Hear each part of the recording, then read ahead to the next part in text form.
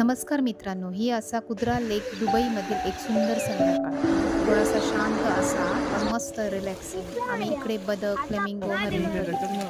आजूबाजू फक्त निसर्ग, शांत हवा आणि सुंदर सनसेट मन एकदम रिलॅक्स करून टाकतं. कनिष्कांत तर खूप एन्जॉय केला. आम्ही गेम खेळलो, गजाली केले. नंतर आम्ही चिकन बार्बेक्यू केला आणि मस्त ताव मारलो. रात्रीचा वातावरण एकदम सुंदर होता.